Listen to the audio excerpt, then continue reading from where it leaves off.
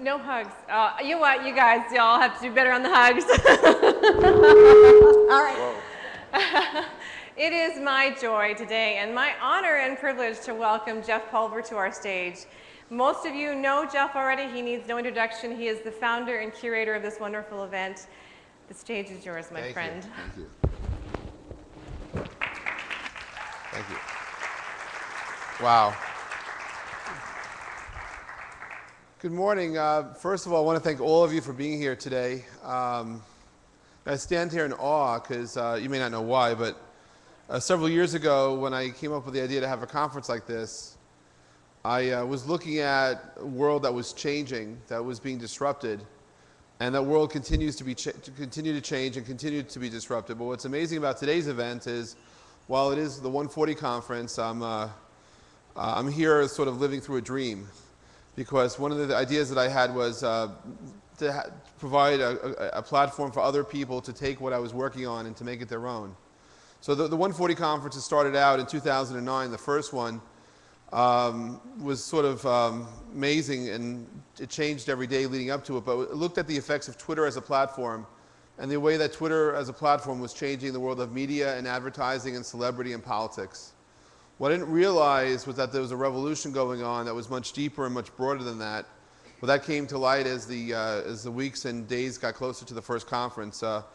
It didn't hurt that the Twitter was on the cover of Time magazine the week before that conference, and in fact, the Iranian elections were the Sunday before the Tuesday.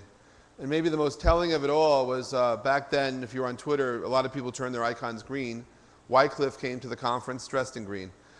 To show solidarity, and it kind of like reminded me how much the world had just changed. And you know, we're living in times right now that are that history will tell you about in the future, but things are just different now. There's 43 years after the birth of the internet, we're living in a time right now where hundreds of millions of people can actually discover each other, and through this discovery process, many things are happening. Not in all cases, but in many cases, gatekeepers are going away.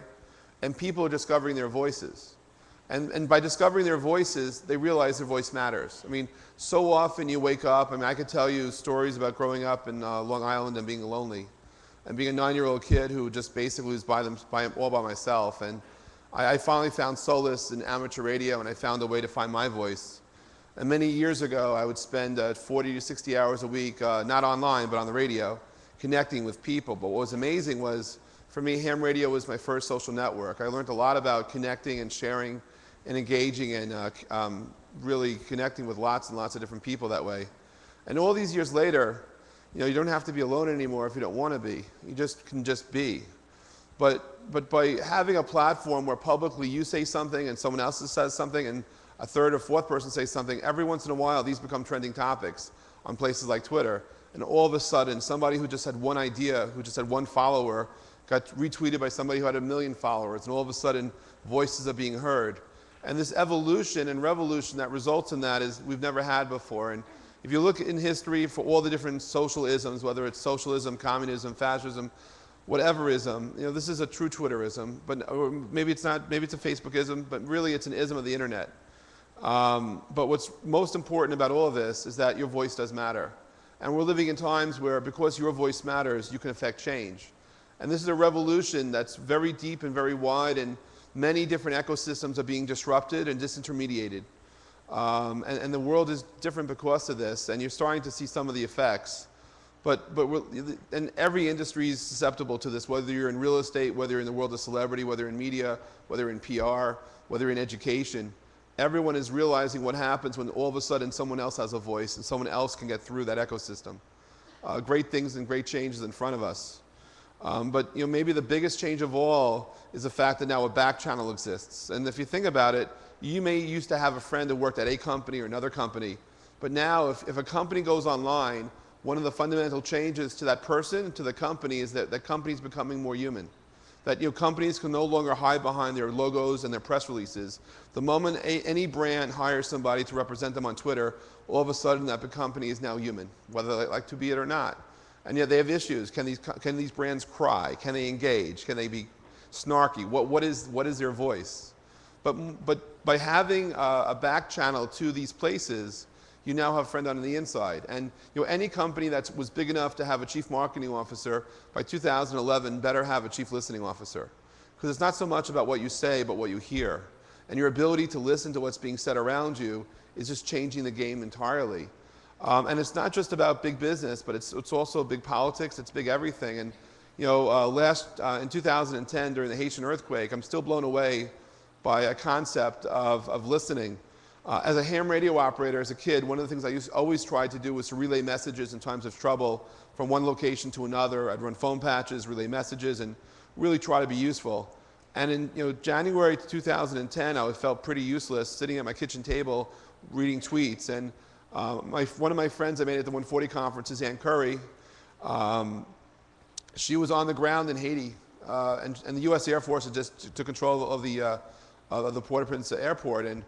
And so she put out a tweet, which I had no idea the context until I saw it, was, "At U.S. Air Force, please let Doctors Without Borders land their plane," because the organization Doctors Without Borders had 3 cargo planes with doctors and supplies, but the U.S. Air Force had closed off access to the runway. I found this out by Googling and see the press release. I simply just put out the same tweet, "At U.S. Air Force, please let Doctors Without Borders land their plane." To my utter amazement, a minute later, I got a tweet, "At U.S. Air Force, at Jeff Pulver, we're on it." Now, okay, there's a humanitarian crisis going on in Haiti. I'm in New York. Someone pretending to be representing the U.S. Air Force is telling me, a civilian, that they're on this. This is weird. An hour later, I get another tweet, "At U.S. Air Force, at Jeff Pulver, the plane had landed." To which I said, "Thank you for telling me." And then you start to think about this, right? That there is something going on because someone from presumably the U.S. Air Force is, so I had to check this out. So I noticed at the time the U.S. Air Force was following 26 people. The next day I got an email, "At U.S. Air Force is now following you." Ooh, now they're following 27 people. I understood the White House, Southern Command, U.S. Army. I didn't get me. So when you're on Twitter, you can DM people. I said, "Where are you?" "The Pentagon." Ooh. And then it's like, okay. And anyway, to make a long story short, I actually made friends with the U.S.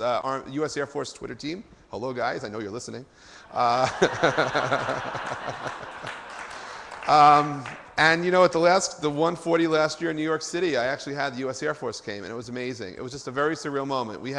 There's another story too. Friends of mine from Israeli Defense Forces, they were in Haiti. And one of my friends, Shalev, got a tweet. His commanding officer in Tel Aviv was running a live mashup between Google Maps and Twitter to validate origins of tweets. And it turned out that 10 days after the earthquake, a journalist tweeted that an area that used to be a bodega was actually screams are being heard. And my friend was asked to go for a search and rescue to validate what was happening. And sure enough, I think the screams translated to was, "Leave me alone, leave me alone." It turned out that this bodega was 2 parts, a food and an alcohol section. The food section, the guy wasn't in, but for 10 days he had nothing but alcohol. And he just was kind of happy, but he wanted to be left alone. And anyway, to make a long story short, my friend videotaped the rescue of this guy simply based on one tweet. And there it was, the Israeli Defense Forces listening, connecting with civilians, and saving lives. And I don't have enough time to tell you my real story, which was that I used to work in the World Trade Center. From 93 to 96, I was in systems, I was in IT. And it was because of my passion to communicate that I discovered voice over IP. And those 4 letters, and maybe it was my ham radio background, saved my life, because in July 96, I got fired. And so if any of you have recently lost a job or know someone that does, it's possible. Losing a job can save your life. It saved mine. And but what was remarkable was, for me, when 9/11 hit, not so much that 700 people at the company I used to work for died, and I actually knew about 400 of those people, but so many people in New York City were trying to talk to each other. You had the FBI, you had the ambulances, you had the police, the fire, but no one could talk. Because every one of those everyone has radios were on a different channel. It took 5 years after 9/11 for the folks to homogenize the communications. But you look at the Haiti disaster, for the first time in human history, we're all listening at the same time. We're all on the same frequency. And there's something very powerful when everyone listens, when everyone connects. And it's something which changes you and gives you, even the most anyone who doesn't believe in humanity, I think would have to give it a chance again, because it's something magical when so many people get together and show love and show support and show opportunity. And so the whole 140 conference for me is, yeah, it's a business conference. I mean, I'm sure many of you are sitting here right now not knowing what the you're here for. But you saw some really interesting people coming on stage, signing up, or maybe your friend told you about it, you had to want to come. But I'll tell you this, that there are a few things that I hope you get out of today. One of them, if you haven't hugged your neighbor soon, you should. I have discovered that hugs are much more sanitary and much more friendly. I also think that you will find there's something special in being able to discover something in people you never knew anything about. This is what it's called hybrid. Well, this is what it's one of the byproducts of the conferences is my Becky McRae. If you're watching, I know next week in Kansas, it's true. If you're a crop farmer, hybrid vigor is what happens if you have two crops that have offspring from two different geographies. The crop is called hybrid vigor. But here, it's the randomness of sitting next to somebody or meeting somebody who you really don't know, and you have nothing in common, but you have everything in common. And so many relationships and so many friendships and so many businesses have actually been born by strangers meeting strangers, because I've learned that the next person you meet can change your life. And maybe you're going to touch someone's life, and maybe it's not right now, but something goes in motion because you're near someone. That's the hybrid vigor of the conference. But more than anything else, a conference which I thought it was all about business turns out to be about love, turns out to be about humanity, turns out all about soul. And you may discover this. I don't know if you've ever seen someone's tweet and cried because of it, but you felt connected to strangers. But the world is getting together, it's getting closer. 85 years ago, modern artists did not put humans in art. They thought humanity was dying or dead. I'd like to believe if those artists were alive today, they'd consider putting us in it again, because I think humanity is on the rise.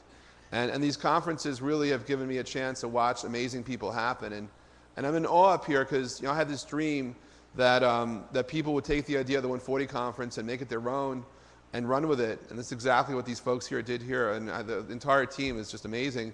And I feel like I'm a songwriter and someone else is singing my song. And watching it be interpreted and watching how it's being reset, it makes me feel like, wow, I should have done that, or I could do that. So I'm going to be sitting here the rest of the day really watching and listening. I hope you have a good time at the conference. I hope you give yourself a chance. Don't be so cynical. There is love. There are people that really care. And if this is like other 140 conferences, you will laugh, you might cry, but you're going to connect. And the connections that you have here will last a lifetime if you let them. And ever since all the stuff I've been through, I've learned to take a moment and turn it into a memory. I hope that you guys have some great memories from today. I thank all of you for being here. And I'm Jeff Pulver, and I'll be around. And thank you all of you. If I could hug all of you, I would. But I hope you have a great day here at the conference.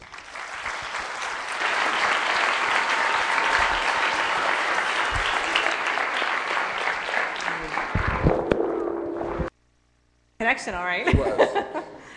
Thank you, Jeff.